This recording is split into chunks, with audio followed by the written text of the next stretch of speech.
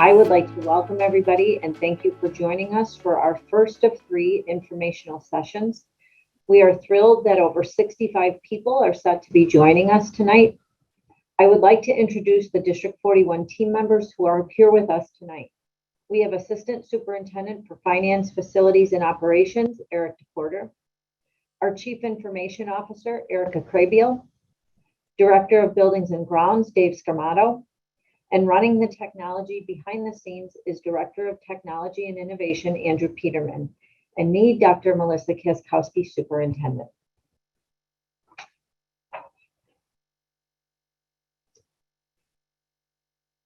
It is our hope that this session will provide you with information to help you better understand the board's decision to place the question on the ballot.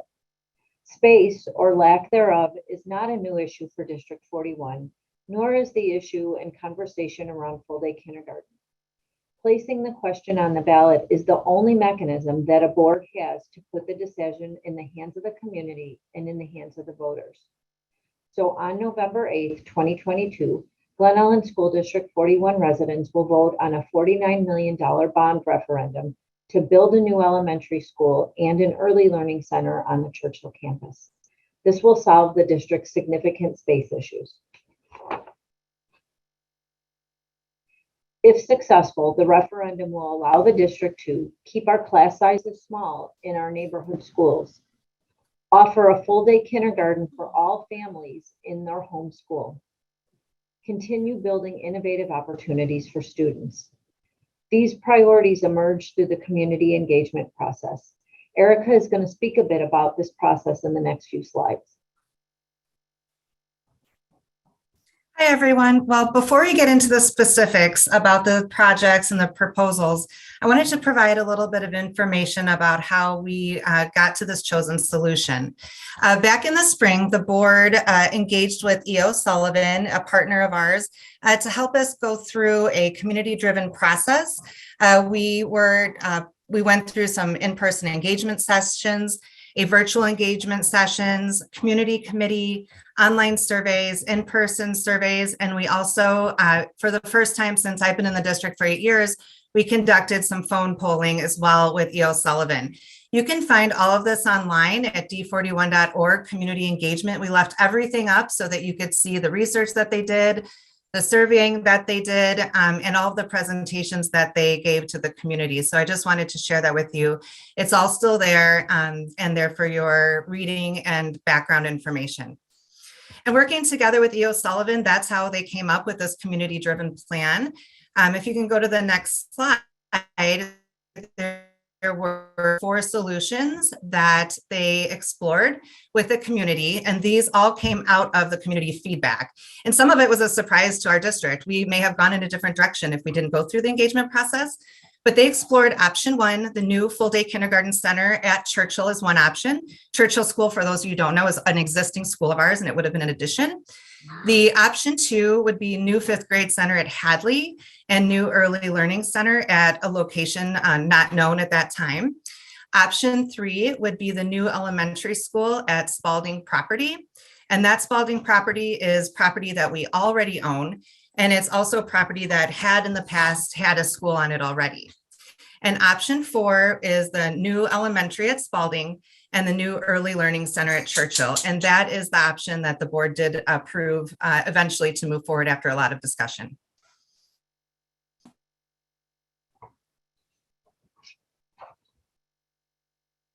I think Melissa was going to talk about the final plan and how that was decided. Absolutely. So the new elementary school on Spalding and the new early learning center at Churchill addresses or will allow us to address class size. So part of the planning around this, or part of the prioritizing, is to equalize enrollment to the greatest extent possible across then 5 elementary buildings so that we have the ability to regulate and respond to enrollment variations and maintain our class sizes, striving for the low end of our class size target, but basically to give the district the ability to be responsive to class size. It also gives the district the ability to provide full-day kindergarten in every one of the 5 elementary buildings. It allows to open up some space in the buildings for things such as student supports, collaboration, small group instruction. However, building principals need to use the space to meet the needs of the students in their school. This also allows us to expand our pre-K program to serve more of the community's pre-K children. Throughout the engagement process, we heard from some participants that they want a comprehensive plan, a plan that will sustain long-term through potential enrollment variations and programmatic needs. This plan is comprehensive in scope, and it positions the district to navigate the unknowns of the future. You can move forward, Andrew. The new K-5 school on Spalding property, which again, the property is district-owned, is slated to be a 2-story building. It will serve no more than 500 students. It will not require obtaining any additional residential property. The district will propose new boundaries to move students to the new school. Again, I want to remind people that the proposed Spalding site will add a 5th elementary school to the district, which will be situated in the northern portion of the district's boundaries. Again, this also will allow us to host and offer full-day kindergarten classrooms in then all 5 of the district elementary schools. Shortly in this presentation, you will see a video that shows renderings of the Spalding and Churchill projects. Please note that these are renderings that were created so that you can visualize what this could be. Actual design does not happen until the fate of the referendum is known. New boundaries proposals. District 41 has engaged with a third party to create a geocoding tool that will allow us to use available data to make well-informed decisions regarding boundary changes, with the purpose to lower enrollment in all of our existing elementary schools and to populate a new school. Each elementary school would be impacted in order to provide enough space for full-day kindergarten in all of our neighborhood schools. Obviously, if you need space to add full-day kindergarten classrooms, you have to move some of the student enrollment load out. We anticipate that we will have the ability to offer the option to grandfather 5th grade students who wish to remain at their existing elementary school for their 5th grade year. All districts have to address enrollment and boundary issues from time to time, and District 41 is no different. We'll continue to talk about boundary changes, and we will be presenting a boundary proposal at a special meeting on October 5th. Andrew, you can move on to the next slide. Hi, good evening. Just going to jump in here and talk a little bit about the Early Learning Center that we're proposing. Currently, just so those of you that might not know, we operate 6 classrooms at Forest Glen. We serve around 150 students, and each year we actually turn away a number of students. So we've got more demand than we can serve currently. So that's a lot of the motivation for this expansion request. This new center would do just like the slide says. It's going to provide us some capacity at Forest Glen. Forest Glen is packed. There's no empty classrooms currently. So moving pre-K, preschool out of that building is going to give them some relief. It's going to help us to develop appropriate age-based learning environments for our youngest learners. Currently, they're in classrooms that we've modified and done the best we can with. But if we're able to construct a new preschool center, we can make age-appropriate spaces that are going to be much better for their learning. And like it says at the very bottom, we'll be able to add more students to the program. Importantly, and I think this is an important thing to consider, we talk about adding on to Churchill School. Everybody knows that's a big school. There's a lot of children there already. The design that we're going to propose really is to bring the traffic for the preschool center off of Bloomingdale Road. So it will not be on Geneva Road, which is already a busy street for traffic. So I think that's just an important aspect to consider.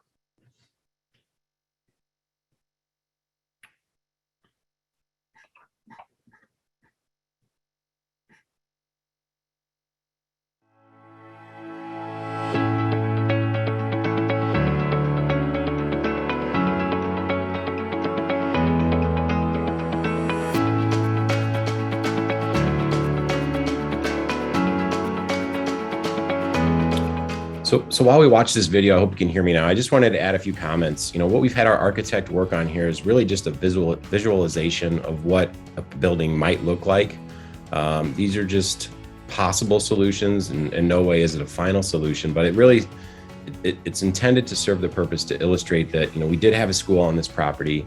There's ample acreage to, build a school with appropriate amount of leftover green space outdoors and not really crowd that space. I know I've gotten quite a few questions about whether or not that space is large enough. And as you can see, it really is.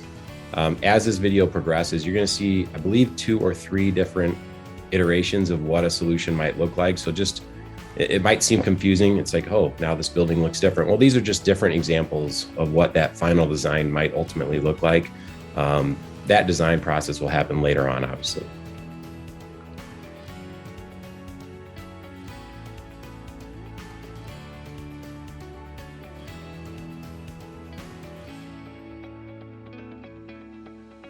Eric, one other thing to clarify for people, I've had the question come up that we would need additional property for parking. And I think what these renderings show is that this parcel is large enough to include the parking ample for a building of this size. So we have everything that we need, the ability to construct and build inclusive of parking and all of the green space. So we don't need more. Yeah, excellent point, Dr. K. And what I would like to point out, let's see if this video turns here for us. At the northern end of this Spalding property, there is a Glen Ellen Park District park.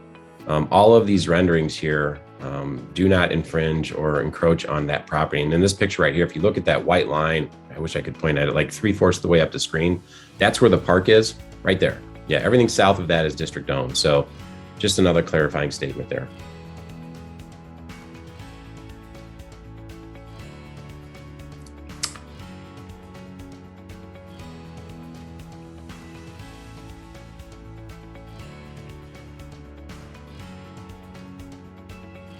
Yeah, just to, again, be the narrator here. This is just a very rudimentary illustration. I can tell you right now that big white block illustrated as the EC Center, it would not be that large. That's kind of an oversized block. It'd be quite a bit smaller than that, but this is just to give you an idea of the general layout. Again, at the northern part of this picture here, you can see how that road exits out to Bloomingdale Road. So that would take that bus traffic and parent traffic off of Geneva Road. And currently, what we are looking at in terms of scale of Project Eric Correct is going from 6 to 8 classrooms, but also increasing our square footage in terms of that center, but not nearly as big as what it shows on the renderings, to include space for therapy and services and things such as that, which currently right now happen oftentimes in hallways. So just know that while it's not nearly as large as what the rendering shows, it is to be 8 classrooms along with the space that's needed to provide the services that are required in a preschool for all program. Exactly. Yep. On this slide, we're just going to do a quick overview of the finances. As you know, the referendum request is $49 million. I want to talk a little bit about the $18 million that would be used in existing fund reserves for the district. If you go back a few years, we did have a revised fund balance policy that was presented to the board. And that policy really talked about if there were years where there were surplus dollars collected during the year, that had to be deliberately placed in reserves for a set aside purpose if our fund reserves eclipsed a certain percentage, for instance, 35%. And that's exactly what happened. We had a few years where we had surplus budgets, where we had dollars in excess of what our expenditures were. So we grew our fund reserves deliberately, knowing that the ultimate goal eventually was to be able to use some of those dollars to complete a project of this nature. So that's really how we got to the $18 million being available to fund part of this project. The lower part of the slide shows you that the average tax impact for a $400,000 home would be $276. There is a calculator on the website. It's pretty slick. You can go there and enter in the assessed value of your own home, and it'll give you an estimate of what that tax would be.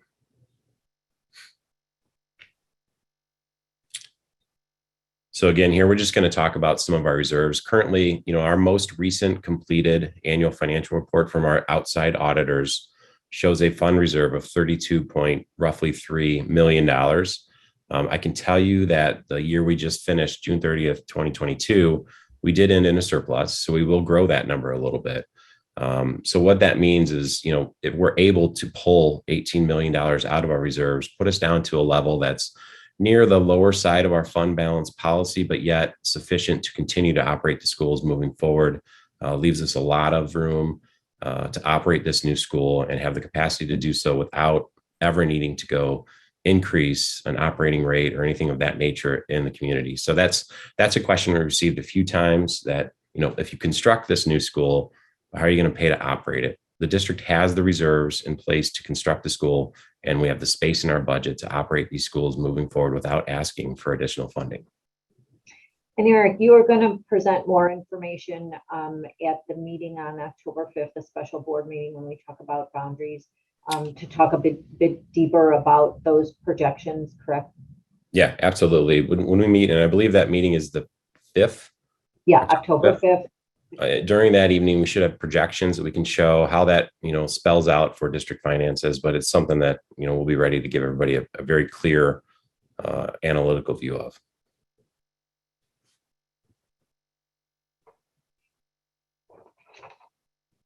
So moving on, just to recap and review the timeline of what the district has done leading us up to this point. Again, our community engagement process took place from spring through summer of 2022. On August 15th of 2022, the board did approve placing the question on the ballot. The district launched an information campaign beginning in August of 2022. Community committee forms September of 2022. Again, we'll talk a bit more on an upcoming slide about the district's role once the board approves the question, and that really changes our role in this process moving forward from that point. Boundary proposals shared that will be done at the special board meeting on October 5th.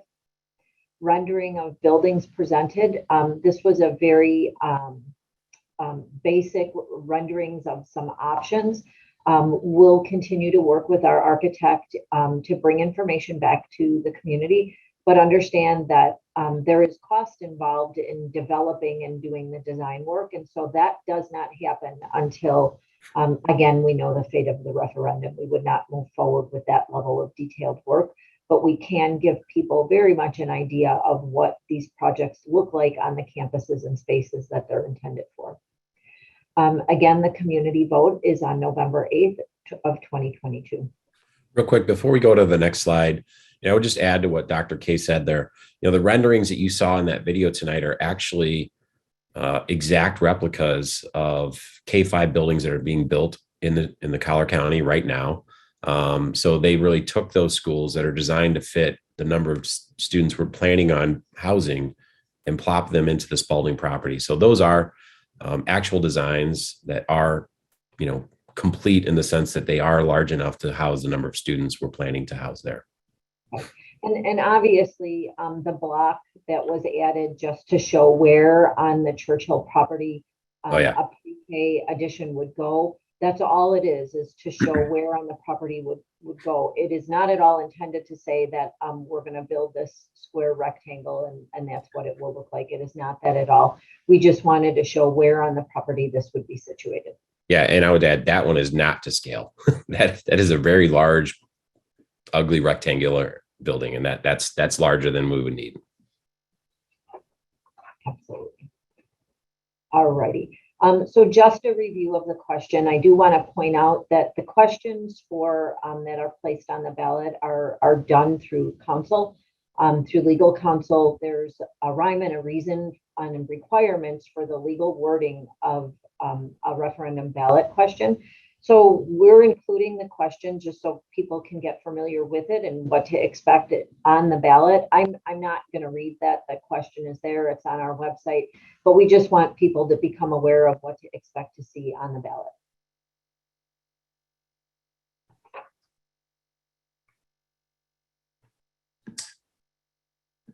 So this is a question we receive frequently. I don't have kids in the school. Why does this matter to me? And I got to tell you, it matters a lot.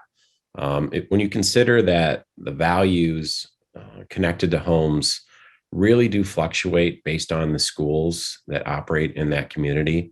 When you consider that if we were to add a fifth K-5 school in our district, A lot of those properties, in the Spalding area, I fully expect to appreciate in value because it's going to be an area where it's going to become desirable to live there.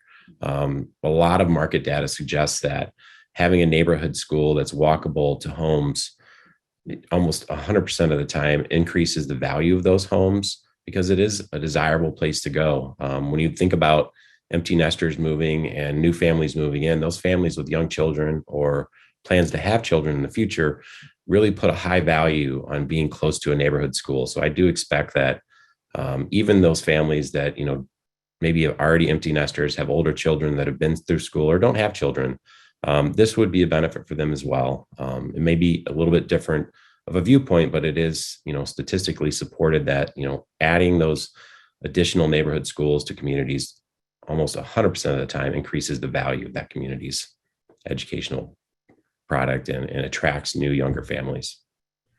Eric, can you talk a little bit about the timeline of when people will see the impact on their taxes? We've had questions come in about, I'm not looking to sell today. I know I will be selling in the future, but what is the timeline for people when people will actually see that impact on their taxes, depending on when we would sell bonds?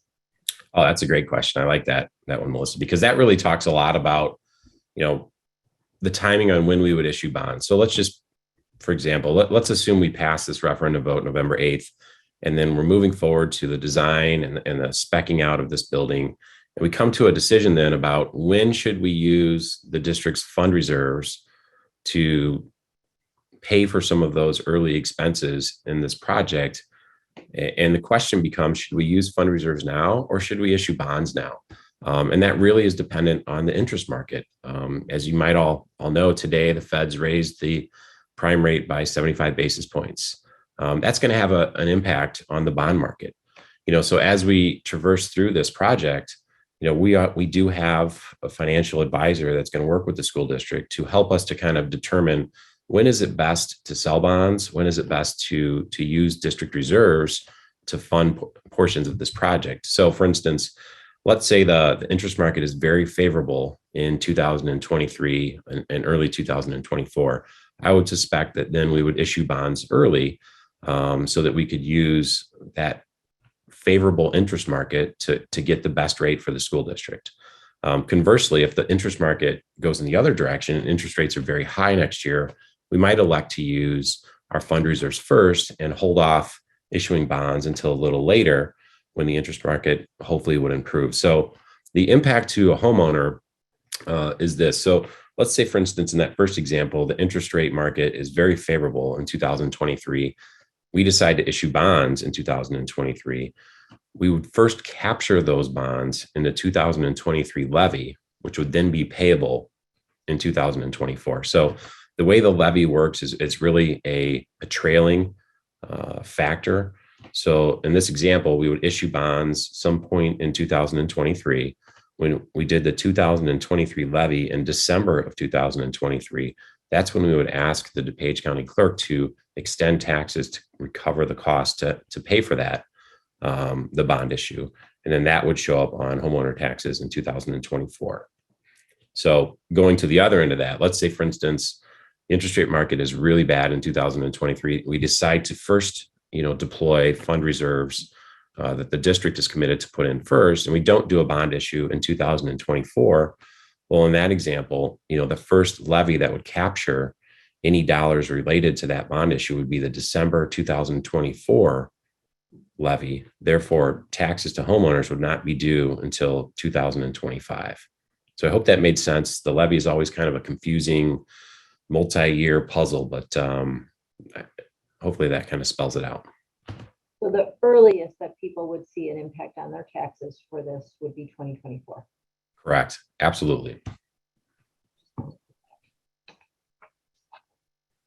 Okay. Many of the questions that have been submitted, we know that we answered in the course of the presentation, but I do want to make sure that we touch on all of them. So one of the questions that came in is what cost savings ideas were considered before deciding to propose this tax increase? For example, did you consider the cost benefits of consolidating District 41 and 87 into a single district like Wheaton has, District 200? I live on the border between Wheaton and Glen Ellen schools, and the difference in property taxes is significant. First, I want to touch on the consolidation issue, and it's just important for people to understand that consolidation is a lengthy and very litigious process with many requirements that have to be stepped through that often make it a very costly endeavor as well. Eric, you might want to chime in. What I will share about the consolidation is that you need willing participants. So we just can't go to District 87 and say, we want to become a unit district, and District 87, you're going to do this with us whether you want to or not. That is not at all how a consolidation process works. And there are other pieces of consolidation that are extremely complicated. This has been asked before about consolidating with District 89. Again, you have to have two willing partners to enter into a consolidation process. The district with the higher salary schedule, the lower district has to raise up to the higher. We offer different curriculum, different programs. There's so many layers to considering what is involved in a consolidation that is not timely. I can tell you that process would play out way longer if it sounds like it's going to take us a long time to go through this process and construct buildings. The process of consolidation is much longer and much more complicated. Anything, Eric, that you want to add about consolidation from a financial standpoint? You talked about the big one, and that's really the teachers. If you were to consider combining District 41 and District 89, teachers are paid at a different rate. And I think a detail of that's important to consider is, the district with the lower paid teachers, in this case, District 89, all of those teachers would need to be brought to the level of District 41, and that would require using District 41 funds to do so. So you'd be using taxpayer dollars from District 41 to pay District 89 teachers. And that's, in my experience, one of the number one hurdles for consolidation in Collier County and Northern Illinois school districts is you have very significant differences in neighboring school districts. They might be of like size and like construction, but when you talk about the finances and the position that each districts are in, it is so very different, and it's hard to find two equal partners that are not unequal in what they bring to the table. So that's one of the challenges that I think you often see. Absolutely. I think also in terms of cost savings, when you look at the scale of what it costs to construct a new K-5 building or to build a pre-K addition, knowing that that is what it takes to bring full day kindergarten and to solve our space challenges, there are no cost saving measures that cover the cost of doing this. We can continue to save, but that pushes the project off indefinitely.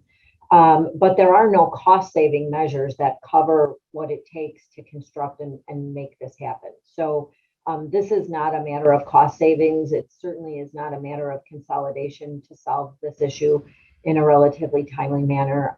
So just want to clear up some misunderstandings, frequent and very common misunderstandings about that. Another question is in regards to rezoning. When will rezoning be known and shared with the community? Again, that will be shared as a proposal with the board on October 5th. We're rezoning and making recommendations based on 4 to 5 years out. So we will walk the board and anybody who's watching and listening in through the thinking on that and the rezoning process and make sure that that is very thoroughly explained. But know that the board does not need to take any formal action because rezoning in this instance doesn't happen until, again, we would know the outcome of the referendum. But again, the need to rezone is just a reality for school districts. Nobody likes to do it. It's a very, very emotional, very a process that people have very strong opinions about. It is a reality that districts from time to time, even when they're not looking to construct a new school, have to tackle rezoning. One of the outcomes, if the referendum was not successful, The board still would have to tackle whether they wanted to move forward and build the pre-K center out of district funds.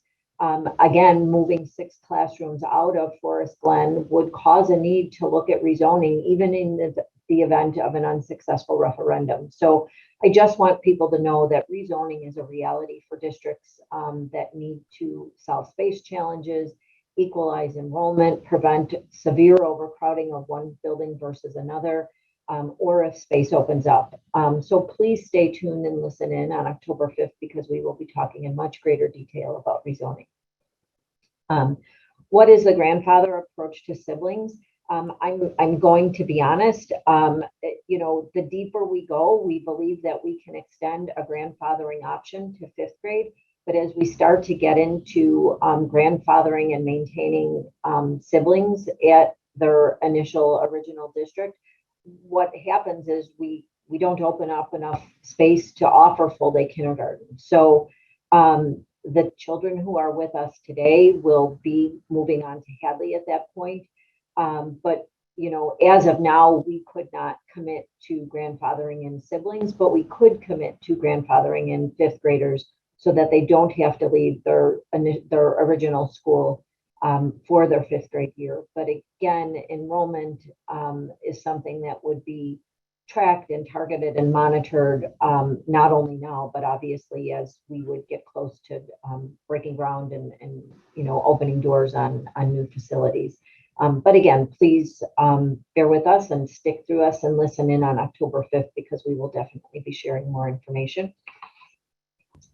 Another question is, if a student starts at an already existing school and then boundaries are changed, will they have to switch, or will they have a choice to stay? Again, we anticipate the opening of a new school would be no sooner than 4 years out and no later than 5 years. So again, we'll continue to talk about boundaries and grade levels impacted, but we would be looking at grandfathering in 5th graders. When are we going to see the financial modeling of the ongoing expenses to the district if this referendum passes? What will be the impact of those expenses on our property tax bill? An estimated $12 to $15 million in additional annual expense is something we deserve to know ahead of time. I think Eric answered this a bit tonight and talked about when he will be sharing more on projection information. Again, we have the tax impact calculator on our website that you can go in and enter your information now.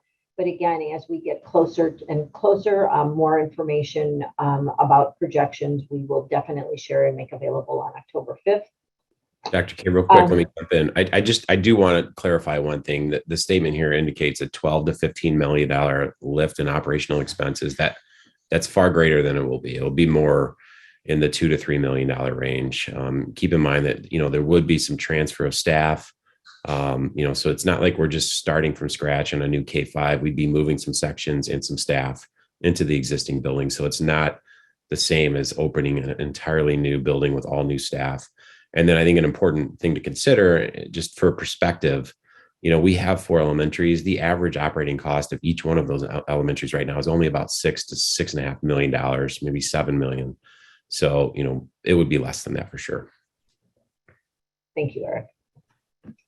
How many students currently attend D41 schools that do not live in Glen Ellen? Why do students who do not live in Glen Ellen attend D41 schools? Instead of asking for more money to build a whole new school, have you looked into ending whatever agreement we have with neighboring suburbs to bus students into D41 schools as a solution for keeping our neighborhood school enrollment sizes small? This is, a great question and an opportunity for us to explain that school districts have legally established boundaries that encompass not only Glen Ellen, but also Glendale Heights, Carroll Stream, Lombard, and Wheaton. School districts do not establish their own boundaries for the whole district in the area that the district serves. That is not in our legal authority to change that. What we do have the authority to do is to shift the boundaries that feed into our schools.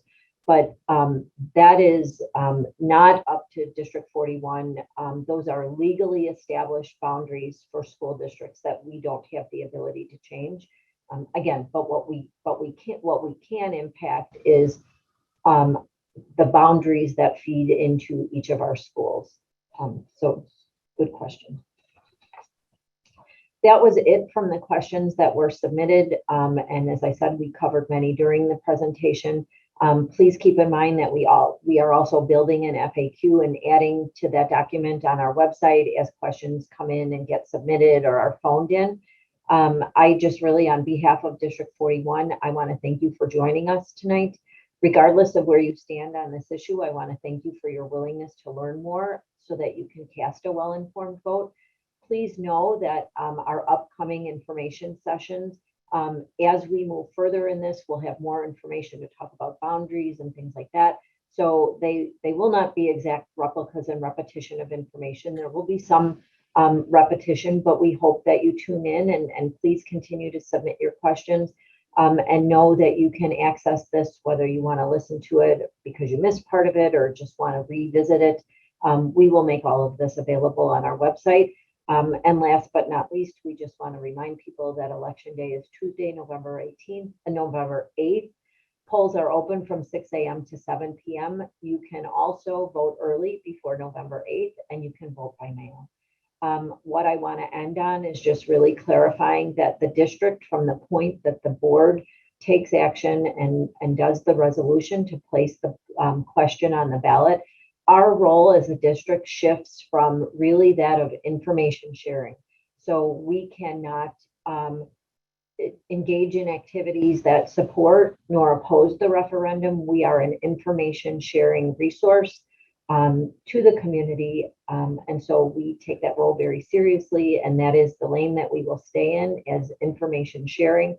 And we hope that you will visit our website. And again, we just really thank you for tuning in and spending some time with us tonight. Great. Thank you. Thank you so much.